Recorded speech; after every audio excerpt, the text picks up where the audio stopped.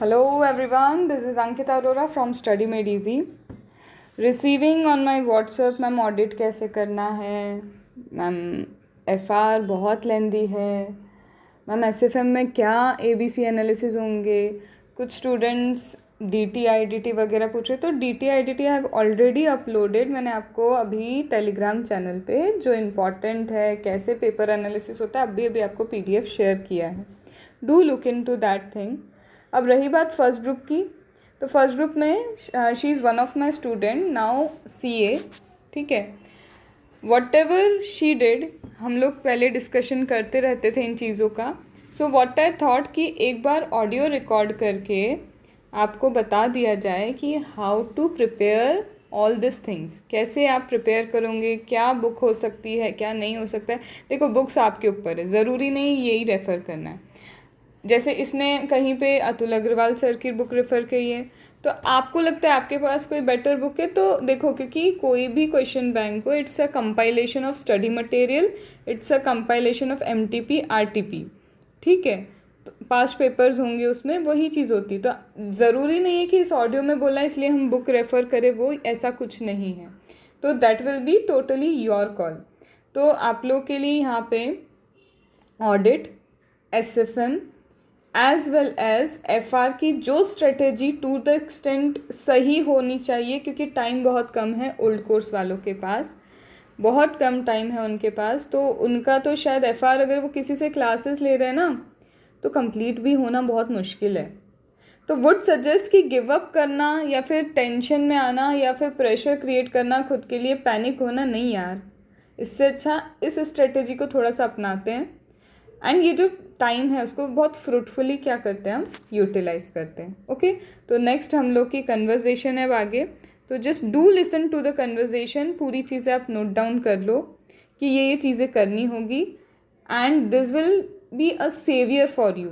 जितनी चीज़ें मैं पूछ सकती थी आप लोग के बिहाफ पे कि एज अ स्टूडेंट मैं पूछ रही हूँ सारी चीज़ें, तो वो सब मैंने पूछी। सो वाई आई कैन से कि इसकी बातें मानी जा सकती है because I know her personally बहुत अच्छे से, और मुझे पता है the dedication she had put. तो एक एक चीज़ I know about her. So just go for it, आपको हेल्प ज़रूर मिलेगी। एंड इफ़ फर्स्ट ग्रुप नहीं दे रहे, हमारे लिए यूज़फुल नहीं है, तो ऑब्वियसली आई वुड से कि शेयर कर दो भाई, शेयर करो इस चीज़ को, ताकि जिसको भी ऐसा लग रहा है ना कि ये अटेम्प्ट नहीं देना, क्यों, क्योंकि क्लासेस नहीं हो रही, रुक जाओ। एग्ज़ाम देने से पहले, हार मानने से पहले एक बार कोशिश करके हार मानेंगे ना तो ज़्यादा खुशी होगी, ठीक है। Okay, so here we go. Hello. Hello. हाँ पलक, मेरे को सबसे पहले ये बताओ कि when it comes to audit तो बुक कौन सी रेफर की थी। ऑडिट में सबसे पहले स्टैंडर्ड्स की कवरेज के लिए मैंने पंकज सर और कपिल गोयल सर, इन दोनों के चार्ट्स रेफर करे थे। मतलब जिस टॉपिक का मुझे जो अच्छा लगा वो मैंने यूज़ करा। और स्कैनर में जो भी ऑडिट के क्वेश्चंस हैं या कुछ नए पॉइंट्स जो चार्ट्स में कवर्ड अप नहीं है वो मैंने चार्ट्स में इनकॉर्पोरेट कर दिए थे। अच्छा, स्कैनर कौन सी अलग से ली थी। स्कैनर अतुल अग्रवाल की यूज़ करी थी। हम्म। और बाकी मिसलेनियस टॉपिक्स के लिए लाइक कंपनी ऑडिट एंड वो जो पीछे वाले चैप्टर्स है लाइक फॉरेंसिक और स्पेशल ऑडिट वाले। हम्म। और चार्ट्स के लिए समरी चार्ट्स और स्टैंडर्ड्स के लिए सिर्फ समरी चार्ट्स रेफर करे थे। अच्छा, स्टैंडर्ड्स के लिए पंकज सर या कपिल गोयल सर की चार्ट रेफर समरी किए, चार्ट्स, हाँ जी। Summary chart. और जो स्कैनर में क्वेश्चन स्टैंडर्ड्स के हैं उसको चार्ट्स में इनकॉर्पोरेट कर दिए सो दैट हम्म। स्टैंडर्ड्स के लिए स्कैनर रेफर ना करना पड़े। ओके, स्टैंडर्ड के लिए फिर दोबारा स्कैनर रेफर नहीं करना पड़े, तो हाँ तुमने जी। चार्ट में ही उसमें कर दिया। अब ये हाँ जो जी। पंकज सर और कपिल गोयल सर के फ्रीली अवेलेबल है चार्ट्स या फिर पेड हैं। फ्रीली अवेलेबल है, दोनों सर के टेलीग्राम चैनल पे मिल जाएंगे। अच्छा, ठीक है। फिर इसके बाद अदर ऑडिट के लिए कौन सी बुक बता रही हो। अदर ऑडिट के लिए अतुल अग्रवाल का स्कैनर, उसमें 80% कवरेज मिल जाएगी। हम्म। बाकी रहता है अगर किसी को फुल कवरेज करनी है, मैं फुल कवरेज नहीं करके गई थी, बट हम्म। अगर किसी को करनी है तो फिर ऑडिट पीडिया के नाम से एक बुक आती है, वो बहुत अच्छी है। उसमें रवि एकदम, अग्रवाल सर की हाँ जी, उसमें एकदम कंसाइज करके वो सब चैप्टर्स लिखे हुए हैं। ऑडिट पीडिया। और उनकी सबमिट। एक और भी है ना, ऑडिट पीडिया, तो क्वेश्चनरीज है छोटे छोटे छोटे। वो और ऑडिट बॉम्ब है शायद, अच्छा। जिसके अंदर क्वेश्चंस है वो, मतलब मैंने फुल फ्लेज क्वेश्चंस करे थे, मैंने वो रेफर नहीं करा था। अच्छा ठीक है, तो इसके अलावा कोई बुक, इंस्टीट्यूट का मॉड्यूल एक बार भी नहीं उठाया? नहीं, मैंने नहीं उठाया था। अच्छा, फिर इसके बाद रवि जैसे, अग्रवाल हाँ सर की जो बुक है, उसमें हाँ, इंस्टीट्यूट मॉड्यूल की फुल कवरेज है। अच्छा, बट कंसाइज होके ऑडिट पीडिया में सब कवर है। Yes ma'am. ओके, देन इसके बाद जैसे अगर अपन देखें ना, इंश्योरेंस कंपनी हो गया, ये सारे बहुत बड़े चैप्टर्स हैं, लगता हम्म। छोटा है, तो उसको याद करने में अदर ऑडिट कैसे याद किए? उसकी सिर्फ यही टेक्निक, मल्टीपल रिविजन्स और cumulative revisions. Multiple revision, cumulative revision, इसमें भी मैंने पूरा फुल कवरेज? फुल कवरेज करी थी एक्सेप्ट बैंक ऑडिट में नहीं करके गई थी। ओके, बाकी ऑडिट में पूरी कंप्लीट करके गई थी। इसका तुम्हारे अकॉर्डिंग पेपर में कितना वेटेज रहता है अदर ऑडिट का? अदर ऑडिट अगर अच्छे से करी हुई है तो मुझे लगता है 25 to 30 मार्क्स तक का वेटेज रहता है, including MCQs. Including MCQ 20 to 25 marks. Hmm. Standard कितना देखने को मिला पेपर में? स्टैंडर्ड डिपेंड्स, बट मुझे ऐसा लगता है कि हर क्वेश्चन के अंदर स्टैंडर्ड का कहीं ना कहीं रेफरेंस दे सकते हैं, तो अराउंड 40 मार्क्स के तो आते होंगे। ओके, मिनिमम अगर बोले तो 25 और max to max 40 marks, 40 marks, yes. But आता है ये श्योर है। अच्छा। और अगर क्वेश्चंस में कवर, अगर वो स्टैंडर्ड्स को अच्छे से इनकॉर्पोरेट करा ली, इंटरलिंकेजेस दिए हैं, तो वो ज्यादा स्कोरिंग हो जाते हैं, इसलिए स्टैंडर्ड्स बहुत अच्छे से कवर अप करे थे। ओके, देन इसके बाद तुम्हारा ये हो गया स्टैंडर्ड, अदर ऑडिट, और फिर प्रोफेशनल एथिक्स कितना देखने को मिला? प्रोफेशनल एथिक्स का तो फिक्स ही आता है, आई थिंक 20 मार्क्स का उसका फिक्स है शायद। I don't remember the exact weightage, but hmm, मुझे ऐसा लग रहा है 20 मार्क्स का उसका फिक्स है, मिनिमम 20 का आता है वो। 16 से 15 बोल सकते हैं। हम्म। हम्म। ओके, प्रोफेशनल एथिक्स लिखते वक्त क्लॉज लिखना कंपलसरी है? यस, क्लॉज सब कुछ लिखना है। ओके, इसके अलावा स्पीड मेंटेन करने के लिए क्या करना है? टेस्ट सीरीज, टाइमर लगा के क्वेश्चंस की प्रैक्टिस, और बिना देखे पॉइंट्स को रिमेम्बर करने की कोशिश करनी है कि इसमें क्या क्या पॉइंट्स लिखने हैं। लिख लिख के रिवीजन किया कि एक बार कर लिया फिर टेस्ट सीरीज ही सफिशिएंट थी लिखने के लिए? स्टैंडर्ड्स की लिख के बहुत रिविजन्स करी थी। जो हम्म पीछे मिसलेनियस चैप्टर है वो, मुझे ऐसा लगा मेरे पास टाइम उस टाइम पे शॉर्ट था, तो मैंने वो नहीं लिखे, बट हम्म, स्टैंडर्ड्स की लिख के बहुत रिविजन करी। अच्छा, ओके। इसके अलावा ऑडिट के लिए कुछ बता सकते हो कि कहाँ से रिवीजन लेक्चर्स देखे, या कहीं के किसी के भी रिवीजन लेक्चर रेफर किए हों? ऑडिट में मैंने ऐसे कोई रिवीजन लेक्चर्स रेफर नहीं करे थे, हम्म बट ऑडिट में प्रॉब्लम आती है कि रिटेंशन थोड़ा सा कम हो जाता है। इस हम्म वजह से मैं शाम को जब वॉक करने जाती थी तो मैं कुछ ना कुछ ऑडियो नोट्स या ये सब सुन लेती थी। ऐसे पर्टिकुलर किसी टीचर का मैंने रेफर नहीं करा था। अच्छा, तो ये ऑडियो नोट्स किसके फिर भी सुनती होगी? ऑडियो नोट्स सानिध्य सराफ सर के अच्छे हैं, रवि अग्रवाल सर के भी बहुत अच्छे हैं। उनके ऑडियो नोट्स हैं? टेलीग्राम चैनल पे दोनों के अवेलेबल है फ्रीली। कुछ अच्छा, यूट्यूब पे है, कुछ टेलीग्राम पे है। रवि अग्रवाल सर और सानिध्य सराफ सर। सानिध्य सराफ सर। ओके, इसके अलावा लिखते वक्त कोई टिप्स? इंटरलिंकेजेस लिखनी बहुत इंपॉर्टेंट है। वो ही हम्म, एक ऐसा है जो आप कॉटन पेपर से कितना भी टफ आए, बट अगर आपने इंटरलिंकेजेस अच्छे से दिए हैं तो स्कोरिंग हो जाएगा। That means they want to जज योर प्रैक्टिकल अप्रोच आल्सो, कि प्रैक्टिकली यस मैम। कितना कर पाओगे। हम्म। तो यस मैम। कहने को थ्योरेटिकल सब्जेक्ट है, बट उसमें हम्म। प्रैक्टिकल अप्रोच अपनी दिखानी ही है। दिखानी पड़ेगी। यस। ओके, इसके अलावा ऑडिट में कुछ और याद आ रहा है जो तुमने कहीं भी कुछ प्रैक्टिस की हो या कुछ अप्रोच लगाई हो?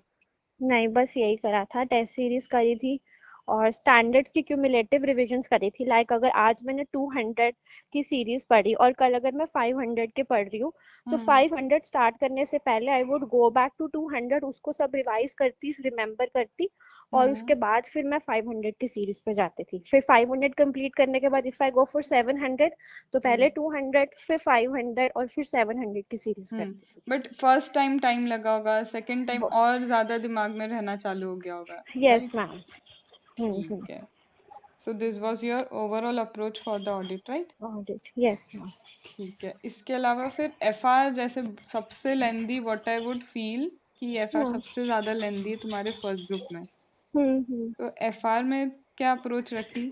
क्लासेस कहाँ से हुई तुम्हारी? F1 में मैंने क्लासेस प्रवीण शर्मा सर से ली थी। हम्म लेकिन जिस टाइम पे मैंने क्लासेस ली थी वो उस टाइम पे फाइनल न्यू कोर्स का फर्स्ट एग्जाम था, उसके बाद में बहुत सारी अपडेशंस हुई थी। हम्म तो उसके लिए फिर मैंने भाविक चोकसी, एक टीचर है यूट्यूब पे, हम्म उनका मटेरियल यूज करा था, क्योंकि मेरे टाइम आते आते तक 4 to 5 एग्जाम्स हो चुके थे। हम्म तो इस करके भाविक चोकसी का मटेरियल बाद में रेफर करा हम्म। और क्लासेस प्रवीण शर्मा सर से ली थी।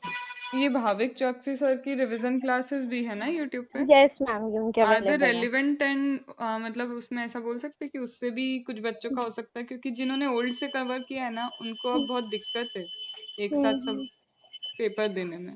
भाविक चोकसी सर की बहुत ही अच्छी क्लासेस हैं, मतलब एकदम क्रिस्प हम्म और to the point of exam, मतलब कॉन्सेप्ट बहुत अच्छे से कवर अप होंगे। सर हम्म का एक कॉन्सेप्चुअल बुक आती है, समरी कम कॉन्सेप्ट्स हैं उसके अंदर, हम्म वो बहुत अच्छी बुक है वो। और उसके साथ में अगर आप यूट्यूब वीडियो से करते हो तो हम्म। कंप्लीट कवरेज हो जाएगी, you would not even have to go for the classes. Okay, तो ये बुक भी पेड है या फिर कहीं पे फ्रीली अवेलेबल है? ये बुक पेड है। ओके, क्या नाम है बुक का? बुक का आई डोंट रिमेम्बर, मैं आपको चेक करके बता दूंगी। ठीक है। भाविक चौकसी सर की बुक है ना हाँ लेकिन? जी, हाँ जी। ठीक है। अब जैसे ना इसमें बिजनेस कॉम्बिनेशन हो गया, कुछ कुछ तो ऐसे हैं जो पता है कि आते ही हैं, और बाकी हम्म। के ऐसे हैं कि जिसका पता भी नहीं है कि आएंगे नहीं आएंगे। तो ये कैसे प्रिपरेशन की थी कि क्या बाइफरकेशन, किस पे ध्यान देना है, किस पे कम ध्यान भी दिया तो चलेगा? एफआई के अंदर जो इम्पोर्टेंट स्टैंडर्ड्स हैं उनकी वेटेज ऑलमोस्ट फिक्स रहती है, like business combination, financial instruments, Ind AS 115, Ind AS 116, उसके बाद शेयर बेस्ड पेमेंट 102, हम्म और उसके अलावा एम्प्लॉय बेनिफिट वाला। हम्म। ये ऐसे इंडेस है जो एग्जाम में पक्का ही आते हैं। ओके। तो पहला तो ये होना चाहिए, इनको बहुत अच्छे से कवर अप करना, बिकॉज अगर इनको अच्छे से कवर अप कर लिया तो हम्म 70 मार्क्स की कवरेज यहीं हो जाती है। Okay, business combination, financial instrument, Ind AS 115, hmm. 116, and your share based payment and employ benefit. Employ benefits ये ओके। फिक्स होते हैं, ये पक्का ही आते हैं एग्जाम में। तो इनके ऊपर बहुत अच्छी कमांड चाहिए। फिर once you are done with it, तो उसके बाद में आप छोटे वाले स्टैंडर्ड्स उठा सकते हो। एंड छोटे वाले स्टैंडर्ड्स में क्वेश्चन से ज्यादा कॉन्सेप्ट्स इंपॉर्टेंट है, बिकॉज ऐसा होता है कि छोटे स्टैंडर्ड्स में जनरली नया किसी कॉन्सेप्ट को उठा के क्वेश्चन पूछा जाता है। ओके। तो उनमें कॉन्सेप्ट बहुत इंपॉर्टेंट है, और जो एस वाले मैंने बताए अभी, उनमें हम्म जनरली रिपीटेटिव क्वेश्चंस आते हैं। अ, जो ए कैटेगरी जिसको अपन ने अभी 60 to 70 60 मार्क्स में 70, रखा। उनमें जनरली रिपीटेटिव क्वेश्चंस होते हैं। बट जो छोटे स्टैंडर्ड्स हैं उनमें नए क्वेश्चंस पूछे जाते हैं, या अगर क्वेश्चन पुराना होगा उसमें एक या दो नए पॉइंट्स ऐड हो जाएंगे। ओके, तो टेस्टिंग बोले तो कहीं ना कहीं छोटे वाले पे ज्यादा रहेगी ज्यादा कंपैरेटिवली बड़े के उसमें। बड़े बड़े में, और जनरली स्कैनर से या जो स्टडी मटेरियल है उनमें से ही ये क्वेश्चंस स्कैनर आते हैं। किसका लिया था? ये भी मैंने अतुल अग्रवाल का रेफर किया था। ओके, उसमें पूरा अतुल, कवरेज है? उसमें फुल कवरेज है। प्लस इनके उस टाइम पे यूट्यूब पे इंपॉर्टेंट क्वेश्चंस वाली वीडियो बाद में इन्होंने अपलोड करी थी, वो हम्म बहुत अच्छी वीडियो है। अगर वो क्वेश्चंस कर लिए, लाइक हम्म मैंने एफआर की 2 या 3 रिविजन्स करी थी, तो हम्म फर्स्ट रिवीजन जो थी वो मेरी complete full practice of questions थी। सेकंड के अंदर कुछ क्वेश्चंस जो मेरे फर्स्ट रिवीजन में मैं जिनमें डाउट था या कुछ गलत थे वो, हम्म और जो इम्पोर्टेंट क्वेश्चन सर ने यूट्यूब पे डाले थे। हम्म और थर्ड रिवीजन सिर्फ उन्हीं क्वेश्चंस की करी थी जो सर ने यूट्यूब पे क्वेश्चंस डाले थे। हम्म। तो थर्ड मतलब फर्स्ट तो एक बार फुल फ्लेश देना ही पड़ेगा, तब आप किसी पे रिलाई नहीं करोगे। हाँ। सेकंड में आप एक बार चूज ही हो सकते हो। और ओके थर्ड में you can go for important. Okay. ठीक है, तो इसको ऐसा कर सकते हैं जो other than this A category, ये जो कॉन्सेप्चुअल बेस्ड है, इसको जैसे कुछ स्टूडेंट्स के भी क्लासेस भी खत्म नहीं होने वाली है एफआर की एग्जाम के हम्म पहले। तो hmm instead of skipping the attempt, उन चीजों को किसी के जैसे भाविक चौकसी सर हो गए या फिर कोई हाँ और सर रिवीजन वीडियो देख के डायरेक्ट क्वेश्चन पे जंप कर जाए? यस यस वो कर सकते हैं। और अगर वो लोग कंप्लीट कवरेज भी नहीं कर पा रहे ना, तो हम्म जो ए सीरीज वाले चैप्टर्स है वो और छोटे वो जितने कवर अप कर सकते हैं, अगर हम्म उतना भी अच्छे से प्रिपेयर करके जाते हैं देन आई थिंक 40+ तो F1 में आराम से आते हैं। ओके, दैट मीन्स अगर ये 5-6 चीजों को बहुत स्ट्रांग कर लो और कॉन्सेप्चुअल वालों के सिर्फ स्कैनर जितने हो सके कॉन्सेप्ट जितने क्लियर कर सकते हो, मल्टीपल टाइम आप रिवीजन लेक्चर सुन लो उसके लिए बस, हम्म। तो उससे भी बहुत हद तक हेल्प मिल जाएगी कि हेल्प मिल एटलीस्ट जाएगी, हुआ मतलब नहीं कुछ। एटलीस्ट आप, हाँ। हाँ मतलब पेपर आपका वो हो जाएगा, बाकी हम्म सब्जेक्ट स्ट्रॉन्ग करके आप अपना टोटल अच्छे से बना सकते हो। ओके, तो बुक यू क्लासेस तो प्रवीण सर से हुई थी, फिर भाविक सर से हुई थी, फिर बुक भाविक सर की ही भाविक थी, सर की। And scanner Atul Agrawal sir का। अतुल रवि अग्रवाल। अग्रवाल सर का भी स्कैनर है, हैव यू सीन दैट? उस टाइम पर सर ने FR का लॉन्च नहीं करा था, उस टाइम पे सिर्फ ऑडिट और लॉ का ही था रवि अग्रवाल सर और जो का। पेपर ओवरऑल पलक देख के तुमने जैसे पेपर दिया, तो डू यू फील सो कि एसएम स्टडी मेट से ही पेपर होता है? पूरा कंप्लीट नहीं कह सकते, क्वेश्चंस हम्म उस टाइप के होते हैं बट उनमें कुछ नए कॉन्सेप्ट्स ऐड करते हैं, कुछ नए पॉइंट्स एडिशन होता है। हाँ, वो मतलब एक तरह से वैसे ही हो गया जैसे कॉस्टिंग का हो गया कि होता हाँ वही बेस है। हाँ बट कुछ नए पॉइंट्स वो ऐड करते हैं। ओके, लेंदी होता है पेपर? FR का बहुत लेंदी है, FR में बहुत अच्छी प्रैक्टिस चाहिए। मैंने जितनी भी रिविजन्स करी FR में, मैंने सब लिख के करी थी, एक भी रिविजन ऐसी नहीं थी जिसके अंदर मैंने सिर्फ ऊपर से देखा हो। ओके, 100 मार्क्स का तो अटेम्प्ट हो ही गया होगा। हाँ हो गया था, हो गया था। ठीक है, इसके अलावा एफआर में कोई टिप्स देनी है? नहीं FR में सिर्फ यही है, एक कैटेगरी वाले पे बहुत अच्छी कमांड बना लो, then hmm you can definitely 40+ तो आराम से आएंगे, और अगर बहुत अच्छी कमांड है then you can even go for 50+। और वही चाहिए एनी हाउ एग्रीगेट से बचने के लिए, कि बचने एग्रीगेट के लिए गया तो। FR और SFM बहुत स्कोरिंग है फर्स्ट ग्रुप के अंदर, अगर आपका प्रैक्टिकल स्ट्रांग है तो। और ये हम्म, दोनों सब्जेक्ट्स ऐसे हैं जो आपका टोटल आराम से मतलब वहां तक पहुंचा देते हैं that you can be go for 200। तो एसएफएम में भी फिर अगर अपन बात करें, इफ आई से कि एसएफएम में भी तो कुछ कुछ जैसे सिक्योरिटी वैल्यूएशन हो गया, तुम्हारा डेरिवेटिव फॉरेक्स। डेरिवेटिव्स फॉरेक्स उनके भी फिक्स्ड वेटेज है, मर्जर्स एक्विजिशंस, डेरिवेटिव्स, हम्म फॉरेक्स हम्म और सिक्योरिटी वैल्यूएशन, जिसमें ज्यादा पोर्शन जो आता है वो आता है इक्विटी वैल्यूएशन का। हम्म ये वाले 4 टॉपिक्स ऐसे हैं जो हम्म ए कैटेगरी में आते हैं। Okay, merger acquisition, derivative forex, security valuation, जिसमें भी equity valuation equity is valuation more more important. Important. या फिर इसके बाद एक स्टार्टअप फाइनेंस वाला है, वो किस में है वो तुम्हारा? थ्योरी का पार्ट है। हम्म SFM के लिए जो टारगेट रहना चाहिए वो रहना चाहिए ये वाले 4 चैप्टर्स हम्म इंपॉर्टेंट वाले, प्लस हम्म थ्योरी की full coverage, because her question में एक क्वेश्चन थ्योरी का मिलेगा, एक पार्ट थ्योरी का आता है। और थ्योरी कम से कम 20 मार्क्स की ओवरऑल है? आती है ओवरऑल, और थ्योरी बहुत ज्यादा स्कोरिंग होती है SFM के अंदर। जो हम्म पॉइंट्स के अगर आपने कीवर्ड्स लर्न करे या आपने सिर्फ हेडिंग्स लर्न करी तो उसके आपको फुल मार्क्स मिलते हैं। सो बुक कौन सी रेफर करेंगे इसके लिए? थ्योरी के लिए तो स्टडी मटेरियल ही रेफर करना चाहिए, हम्म एंड बाकी प्रैक्टिकल पोर्शन के लिए मैंने संजय सर की क्लासेस लगाई थी और हम्म उन्हीं की बुक्स और नोट्स रेफर करे थे। ओके, पेपर कैसा आता है इसमें? इसमें भी बहुत ट्विस्ट एंड टर्न है कि मैनेजेबल रहता है? SFM का मैंने 2 बार एग्जाम दिया था। फर्स्ट हम्म टाइम जब दिया था उस टाइम पे थोड़ा डिफिकल्ट एग्जाम था, हम्म और जो बाद वाला दिया था उसमें एकदम बुक से आया था। डिफिकल्ट अगर मैं बात करूँ तो डिफिकल्ट क्या है कि कॉन्सेप्ट में बहुत इन डेप्थ पूछा है, कि ऐसी चीजें पूछी है जो हम सोचते हैं कि इसमें से नहीं आ सकता? जो पहला एग्जाम मैंने दिया था बहुत इन डेप्थ था, वो लाइक कन्वेक्सिटी एक टॉपिक है हम्म जिसका स्टडी मटेरियल में उस टाइम पे सिर्फ फॉर्मूला ही लिखा हुआ था, बट मेरे एग्जाम में उसको क्वेश्चन आया था। तो फॉर्मूला लिखा है तो अगर हम फॉर्मूला भी समझ के जाते तो वो फिर मैनेजेबल अटेम्प्ट होता कर ना? सकते हैं, हाँ अटेम्प्ट हो सकता है। मतलब कहीं ना कहीं होता बुक से है, हाँ पर वो कहीं से भी वो बुक बुक के में किसी से। भी कोने से हो सकता है। हम्म। तो दैट मीन्स कहीं ना कहीं अगर आपको टफ पेपर बोले तो आउट ऑफ द बॉक्स नहीं आता है, द थिंग हाँ इज। बुक में से ही है, बट उनमें से जो हम हाँ जनरली कम फोकस देते हैं या सी कैटेगरी में कंसिडर करते हैं कि ये शायद नहीं आएगा, तो वो हम्म टॉपिक ज्यादा थे। Okay, so for SFM, you are suggesting mergers and acquisition, derivative, forex, and security valuation. And what about portfolio? Portfolio is an important chapter, but वो मेरे हिसाब से एक कैटेगरी का नहीं है, क्योंकि ज्यादा उसका हाँ। बेसिक आप उसका अटेम्प्ट कर सकते हो अगर आपको बेसिक्स पता है। तो हम्म। ये वाले चैप्टर्स ऐसे हैं जो अगर आप अच्छे से रिवाइज नहीं करके जा रहे तो यू कांट अटेम्प्ट इट। अगर पोर्टफोलियो के लिए ये बोले कि डायरेक्ट फॉर्मूले लर्न कर लो अच्छे से किसी के हाँ, वीडियोस देख के और फिर डायरेक्ट क्वेश्चन पे जाओ, तो वो टाइम सेवियर होगा। बहुत बहुत टाइम सेवियर होगा वो। मतलब उसके क्वेश्चंस के लिए आपको सिर्फ किसी के ढंग से देखना है वीडियोस, और आप फिर अच्छे से क्वेश्चन लगा लो।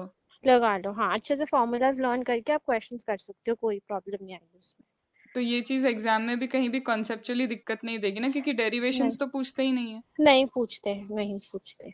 ठीक है। बाकी ये सब चैप्टर्स के अंदर ना संजय सर ने क्लास में हम्म। लास्ट में एक टॉपिक करवाते थे मिसलेनियस क्वेश्चंस के नाम से। हम्म। जैसे कुछ क्वेश्चन में एम्बिग्विटी होती है, कुछ क्वेश्चन में अलग फॉर्मूला यूज कर दिया या कुछ ऐसा पॉइंट लिख दिया जो एकदम ही अलग है। तो हम्म। वो क्वेश्चन सर ने हमें क्लास में मार्क करवाए थे, और मैंने खुद भी जब प्रैक्टिस करी थी तो मैंने उनको मार्क किया था। तो हम्म। एग्जाम डे पे कॉन्सेप्ट और वो क्वेश्चंस भी अगर मैंने देखे लाइक एडजस्टमेंट शीट की तरह प्रिपेयर किया था, तो हम्म। वो मोर देन इनफ रहेगा। ओके, तो इसमें भी तुमने एडजस्टमेंट शीट देखी थी? एसएफएम की बनाई थी मैंने। तो एडजस्टमेंट शीट में वही कि मेरी मिस्टेक कहाँ है और फिर कहाँ अलग जा रहा है institute. Yes yes ma'am, okay. ये करा था। और थ्योरी के लिए तो वही सजेस्ट कर सकते हैं क्या कि कीवर्ड्स? हाँ, थ्योरी के लिए इन डेप्थ जाने की कोई जरूरत नहीं है। हम्म। कीवर्ड्स करके और थ्योरी आराम से मैनेज होती है, आराम से मार्क्स मिलते हैं उसमें।